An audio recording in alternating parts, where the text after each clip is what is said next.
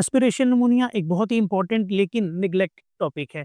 ये अक्सर बड़े सारे निमोनिया के अम्ब्रेला के नीचे छुप जाता है और इसी वजह से इग्नोर भी हो जाता है और बहुत सारे लोग इसकी वजह से मौत के मुंह का शिकार हो जाते हैं। ये किन लोगों के लिए इंपॉर्टेंट है, आज इसके बारे में डिटेल से बात करते हैं। जेरिएट्रिक्स, इस पे मैं ज़रूर 1 मिनट बात करूँगा कि जेरिएट्रिक बज़ाहिर हमें ऐसा लगता है कि कोई बीमारी नहीं है, एक ओल्ड एज है, लेकिन ओल्ड एज अपने साथ बहुत सारे कंसर्न्स, बहुत सारे प्रॉब्लम्स लेके आती है। जब आप बेड के ऊपर बाउंड हो जाते हैं, किसी स्ट्रोक की वजह से, किसी बीमारी की वजह से या इवन अपनी बढ़ती हुई उम्र की वजह से, तो एक रिस्क ऑफ इन्फेक्शन बढ़ जाता है। नंबर 2 वो लोग जो किसी बीमारी, एक्सीडेंट की वजह से बेड बाउंड हुए 2। नंबर 3 वो लोग जो अपना होश खो बैठे किसी स्ट्रोक की वजह से, फिट्स यानी मिर्गी का दौरा पड़ने की वजह से या किसी भी वजह से ट्रॉमा हुआ, एक्सीडेंट हुआ और वो गिरे और साथ ही उनको वोमिट आई। एस्पिरेशन है क्या? अल्लाह ताला ने ऐसा निज़ाम बनाया हुआ है कि ये सामने साँस का पाइप है और इसके बिल्कुल पीछे फूड का पाइप है और दोनों के दरमियान में सिर्फ एक ही ढक्कन है। सुन्नत भी है कि खाना खाते हुए बातें ना करें, क्योंकि जब आपने बात करनी है तो आपकी सांस की नाली खुलनी है, जब आपने खाना खाना है तो आपकी खुराक का पाइप खुलना है। ढक्कन एक ही है, स्विच हो रहा है, बार बार हो रहा है।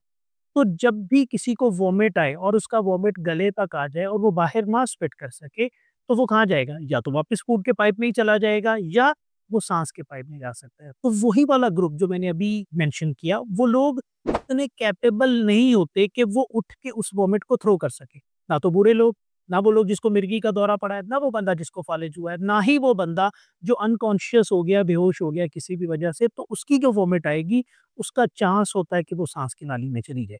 जैसे ही सांस की नाली में जाती है, या तो सांस मुकम्मल तौर पे चोक हो जाता है, मुकम्मल तौर पे चोक होने की वजह से ऑक्सीजन की सप्लाई कम होती है और इमीडिएट डेथ का भी बाइस बन सकती है। या वही वाला फ्लूइड जो उसके स्टमक में था, अब उसमें खाने की चीज़ें भी थी, उसमें एसिड भी था, उसके अंदर बैक्टीरियाज़ भी थे, जो स्टमक से वापस आया और आने के बाद सांस के पाइप में चला गया। अब वहाँ जाके वो लॉज हो गया, नीचे जाके बैठ गया।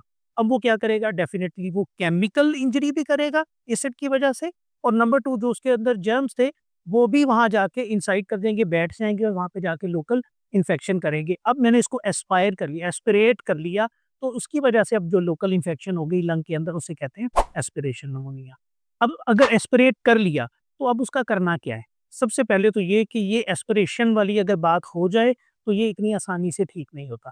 क्योंकि मुझे अगर कोई चेस्ट की इन्फेक्शन है, तो मैं कफ करूँगा, स्पूटम बाहर फेंकूँगा तो ठीक हो जाएगा। लेकिन ये वो ग्रुप ऑफ पीपल है जो कफ करके स्पिट आउट नहीं कर सकता, तो जो लंग में नीचे डेब्रिस बन के कचरे की तरह नीचे बैठता है, उसको वहाँ से निकालना बहुत मुश्किल होता है।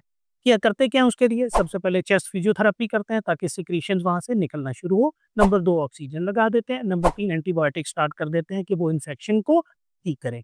लेकिन ये तो ट्रीटमेंट है जो हर निमोनिया के लिए किया जाता है। एहतियात क्या कर सकते हैं ताकि हम इस बीमारी में से सफ़र ही ना करें? क्योंकि जब एक दफ़ा नीचे सिक्रीशन में बैठ जाती है, वो वापस आसानी से नहीं आती। हर आने वाला एक एस्पिरेशन निमोनिया आपके किसी न किसी लंग के पार्ट को डैमेज कर रहा होता है। एहतियात क्या है?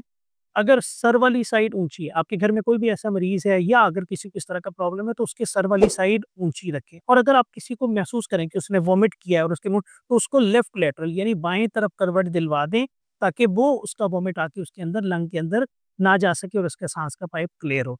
और अगर किसी को बेड बाउंड होने की कंडीशन है, तो अमूमन डॉक्टर साहिबान ऐसी मेडिसिन ज़रूर देते हैं जो स्टमक को खाली या जल्दी खाली किया करें, ताकि वहाँ से उसको वापस बार-बार एस्पिरेट ना हो और स्टमक वाले कंटेंट ऊपर की तरफ आके उसके लंग्स में ना जा सकें।